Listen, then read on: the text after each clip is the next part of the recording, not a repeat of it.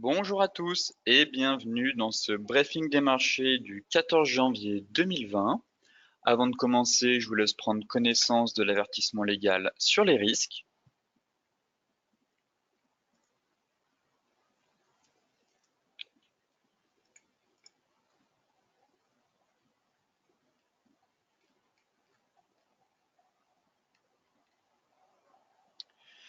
Très bien, tout de suite, on va attaquer avec la partie actualité sur les marchés financiers. Alors hier, les bourses européennes ont terminé dans le rouge, handicapées surtout par une baisse marquée des valeurs automobiles, tandis que Wall Street progressait avant la signature très attendue de l'accord commercial entre les États-Unis et la Chine et le début des publications des résultats. La signature officielle par des dirigeants américains et chinois de l'accord commercial de phase 1 conclu il y a un mois doit être le grand événement de la semaine et aux yeux de nombreux investisseurs, il permettra aussi de confirmer le reflux durable des tensions commerciales, même s'il ne répond pas à toutes les interrogations en suspens.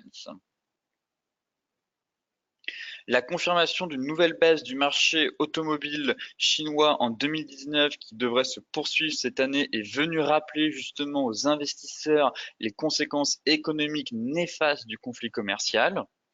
Côté indicateur, en Europe, on a eu au Royaume-Uni le produit intérieur brut qui a vu sa croissance tomber à 0,6% seulement sur un an en novembre, selon les estimations officielles publiées hier en début de journée, soit son niveau le plus faible depuis 2012.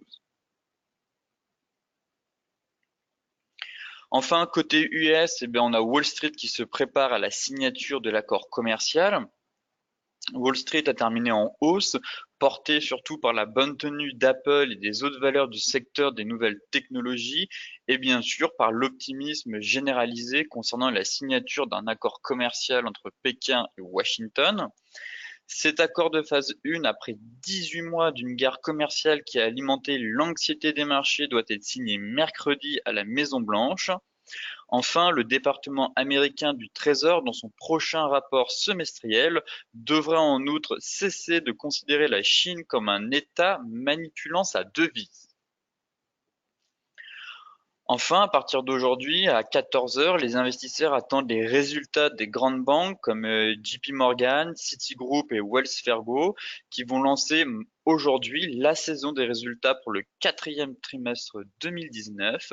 De nombreux investisseurs tablent déjà sur des prévisions potentiellement relevées du fait de cet apaisement entre Washington et Pékin.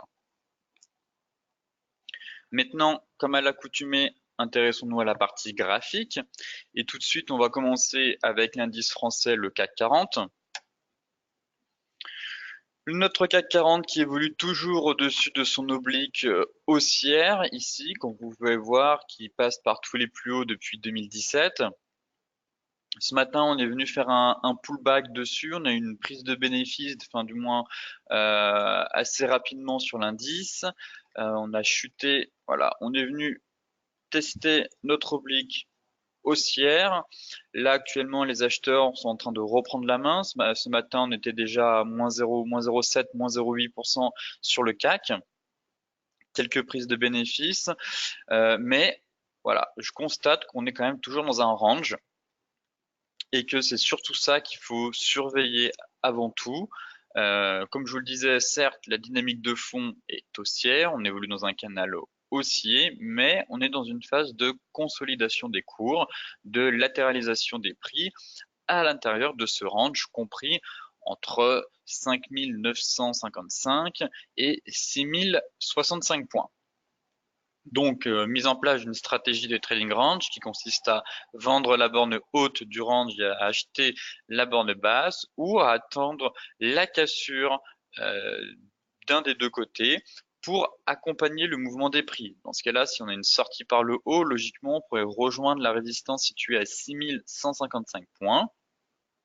Et dans le cas contraire, une sortie par le bas permettrait à l'indice de retourner vers les 5860 points, 5860, et aussi venir tester dans ce cas-là, prendre appui sur la borne basse du canal.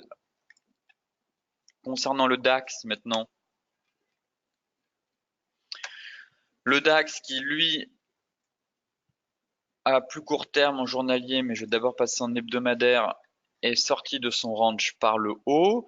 Toutefois, on est quand même sur un gros niveau technique, toujours notre résistance historique et la borne haute du canal qu'on est en train de travailler. Là, actuellement, on a ouvert en gap aussi hier, mais vous voyez qu'on est vraiment venu buter pile poil sur la résistance et la borne haute. Actuellement, les acheteurs ne parviennent pas à garder cet élan, on va dire. Les vendeurs se montrent présents sur ce niveau de prix. Effectivement, c'est vraiment un seuil technique important. À plus court terme, si je retourne en journalier, on constate certes qu'on est sorti par le haut de notre range, mais les acheteurs ne parviennent pas à continuer ce mouvement haussier qui est en place. Pareil, on est comme dans une belle tendance haussière. Là, je peux tracer une droite de tendance qui passe par tous les plus bas. On consolide, mais derrière, le marché manque de peps, manque de carburant pour franchir ce niveau. Évidemment, on attend l'accord commercial et les résultats du quatrième trimestre des entreprises. Donc, il y a un certain attentisme de la part des marchés. Là, actuellement, on est quasiment venu fermer notre gap à quelques points près qu'on avait laissé ouvert lors du 9 janvier. Mais pour le moment, c'est vrai que voilà, on a une grosse résistance au-dessus de notre tête sur les 13 450, 13 525 points. Tant qu'on ne franchit pas ce niveau, la hausse reste limitée selon moi. On est vraiment sur une grosse zone technique. Et à l'inverse, si on réintègre en journalier les 13 360 points, dans ce cas-là, on pourra avoir un retour sur les 13 200 points, puis les 12 940 points. Concernant l'indice Dow Jones, toujours très haussier, l'indice américain dans une solide tendance haussière. On évolue aussi dans un canal haussier de moyen long terme. Là, on a fait quelques excès au-dessus de la borne haute de notre canal. Ici, on a eu vendredi justement un avalement haussier. Donc, prudence, cet avalement intervient sur une zone technique, à savoir la borne haute du canal. Là, hier, on a eu une petite séance sur l'indice américain, du moins sur le Dow Jones comparé au Nasdaq, on a fait plus 1%. Là, on fait seulement plus 0,29%. Mais voilà, le marché attend les résultats. Donc, à partir de 14 heures, on aura un avant-goût des résultats des entreprises américaines. Donc, est-ce que cet avalement va être confirmé? Effectivement, si les marchés sont déçus en premier par les résultats des entreprises et mercredi aussi, comme on ne connaît pas les termes de l'accord qui a été conclu exactement en détail entre la Chine et les États-Unis, quand la publication va être rendue publique, est-ce que le marché ne sera pas déçu finalement? Est-ce que Trump n'en a pas trop fait sur cet accord, sachant que c'est juste un accord préliminaire de phase 1? Donc, prudence. Ici, en tout cas, d'un point de vue technique, on a un chandelier de retournement, à savoir un avalement baissier, et on se trouve sur la borne haute du canal. Dans ce cas-là, on pourrait avoir une correction dans un premier temps vers les 28 400 points, mais la zone importante à surveiller, le support surtout, c'est les 28 175 points. Si soit on peut avoir un retour ici et une poursuite de la hausse, ou au contraire, si la microéconomie se dégrade et que l'accord finalement est un peu, comment dire, surfait, dans ce cas-là, on pourra avoir une correction un peu plus profonde en direction des 27 600 points. Maintenant, on va s'intéresser au Forex avec l'euro CHF qui poursuit sa dégringolade. Pour moi, clairement, j'évoquais ce range, du moins en journalier, vous pouvez le voir, il est juste ici. Si je me mets en hebdomadaire, c'est surtout l'hebdomadaire qui est intéressant, on a toujours le fameux gap que je vous parle depuis un moment qui a été laissé ouvert, le gap Macron. Pour moi, les prix sont attirés par les trous de cotation, donc logiquement, on devrait venir fermer ce gap. Ici, on avait notre range, comme vous pouvez le voir, situé entre 1,0840 et vers les 1,1020. Et la semaine dernière, on est venu clôturer en dessous de notre range. Donc, pour moi, on a eu un signal technique aussi de vente sur cette paire. Et pour le moment, le marché est en train de se diriger tout simplement vers le gap qui a été laissé ouvert. Donc, dans un premier temps, ce serait de venir fermer ce gap là à 1,0720. Comme vous pouvez le voir, la tendance est baissière, clairement. Ici, on avait une phase d'accélération baissière, consolidation dans un range, on casse, je reporte la hauteur, le marché atteint l'objectif théorique, on reconsolide dans un nouveau range. Donc, si je reporte l'objectif théorique, ce serait même pas les 1,0720 l'objectif. Certes, on pourra avoir un rebond sur les 1,0720 car on viendrait combler le gap. Dans ce cas-là, le marché pourrait rebondir dans un premier temps. Mais d'un point de vue technique, d'un point de vue graphique, l'analyse technique nous dit que on pourrait avoir une correction plus profonde sur les 1,0665.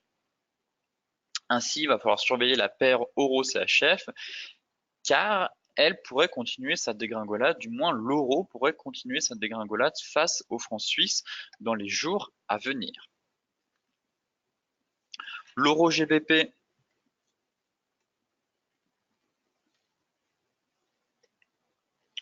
très propre techniquement, hein, toujours dans ce range ici de long terme depuis 2017, compris entre 0,8350 et quasiment 0,93. Ici, on a eu un magnifique avalement haussier sur la borne basse du range. Donc, premier signal technique qui met en alerte, on se trouve sur la borne basse d'un range, on a un chandelier de retournement. Derrière, le marché repart, on casse notre seuil psychologique à 0,85. Et j'évoquais hier qu'on était dans une espèce de fanion, biseau. Ici, comme vous pouvez voir, on a consolidé et boum, derrière, le marché est en train de repartir.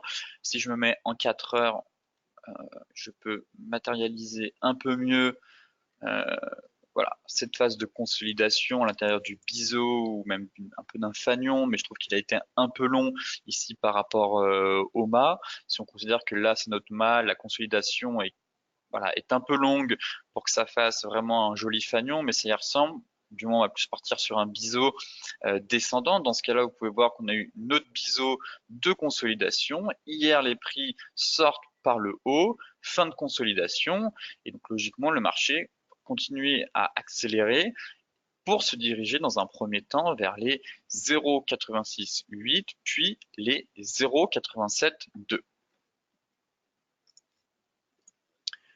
Maintenant, on va s'intéresser à l'euro face au yen japonais.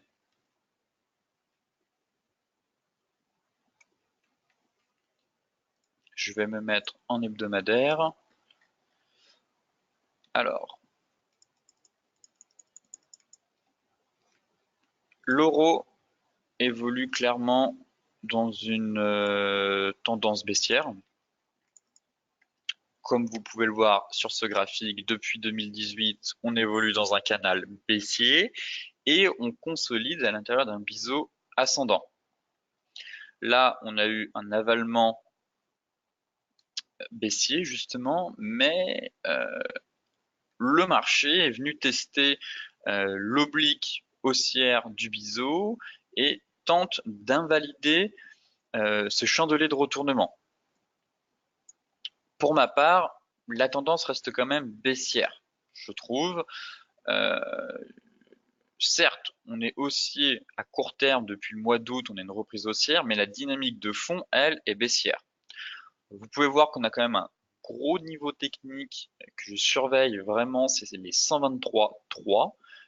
On est venu tester à plusieurs reprises ce niveau, c'est une zone de polarité, que ce soit ici, ici, tout là et là, on parvient. Et en plus, ça correspond à la borne haute du biseau Et si le marché continue à longer doucement, on se rapproche aussi de la borne haute du canal. Donc, on a une zone de convergence, à savoir une résistance, une résistance horizontale, aussi appelée zone de polarité, la borne haute du canal et la borne haute du biseau.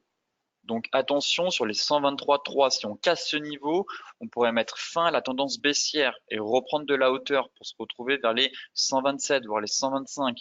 Mais tant qu'on ne franchit pas ce niveau, les 123,3, la tendance reste baissière et on arrive même sur un gros niveau technique. À plus court terme, si je me mets en journalier,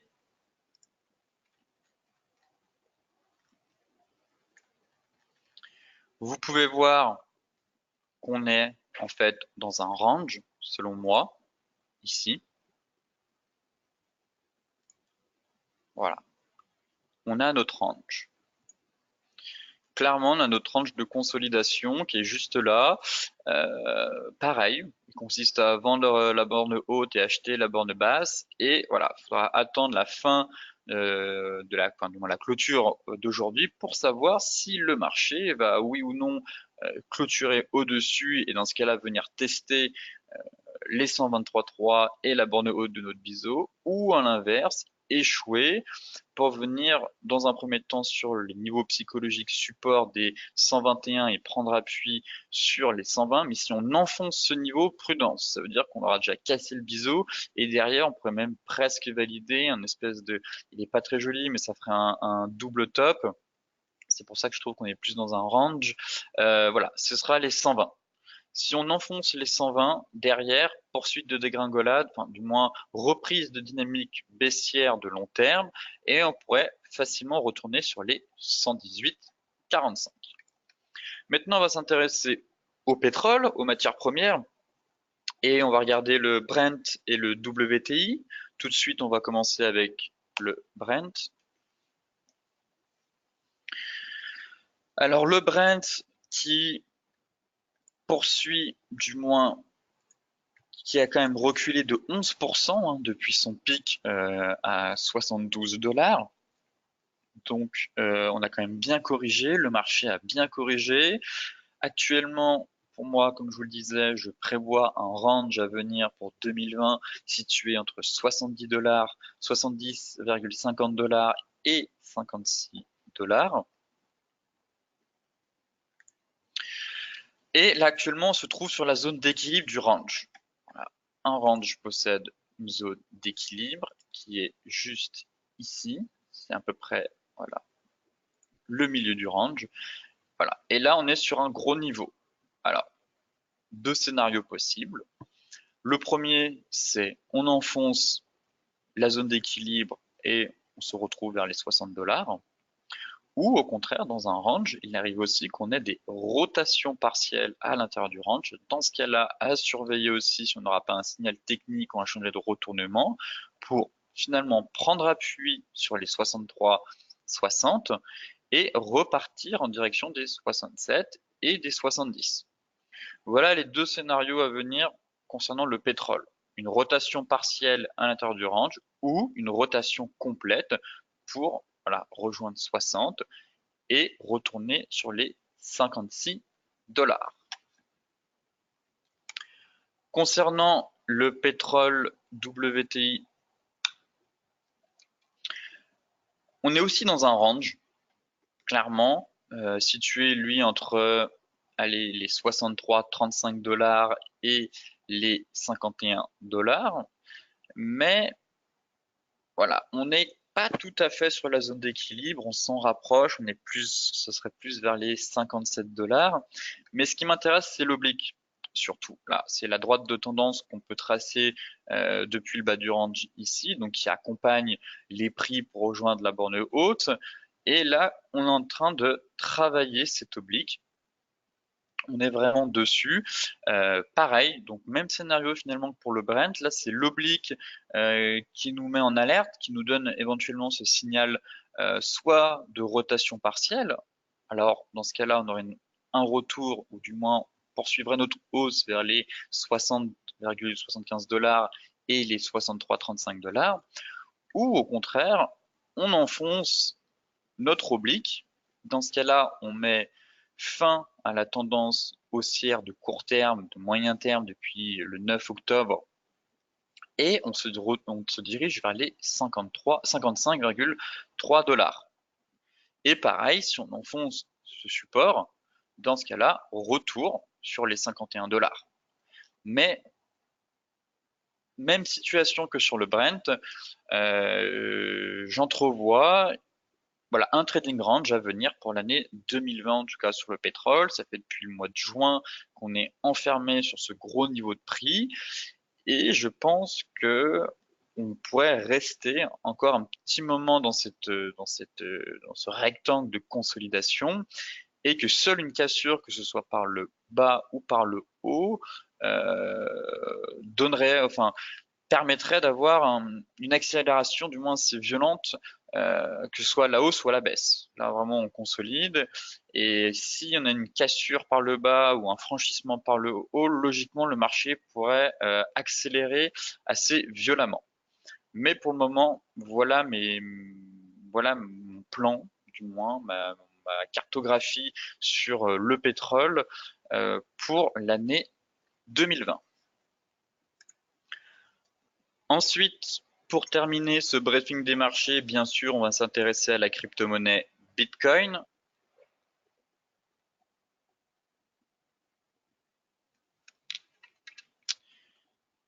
Qui est en grande forme ce matin, la crypto-monnaie. Toujours dans ce scénario haussier de court terme, comme je l'évoque depuis un moment, à la suite de la validation de notre double bottom ici. Certes, on avait quand même notre divergence haussière, notre premier avalement haussier ici, qui intervenait sur cette oblique baissière, qui nous mettait en alerte, et derrière, voilà, on est venu faire un creux, et on est venu surtout valider notre double bottom. Petit pullback ici la semaine dernière, et là on est en train de repartir à la hausse. Pour moi, l'objectif est quand même vers les 8800 $, 8900 $. C'est l'objectif théorique. Si je reporte la hauteur de ce range, on a un objectif vers les 8900 $. Toutefois, on a quand même notre résistance située à 8820 $, mais on n'est pas non plus à 80 $ près, sachant la volatilité du Bitcoin. Donc, reprise à court terme de la crypto-monnaie. Mais la tendance reste quand même baissière. Comme je vous le disais, il suffit pas d'avoir là une reprise haussière à court terme pour dire ça y est, fin de la baisse, reprise haussière.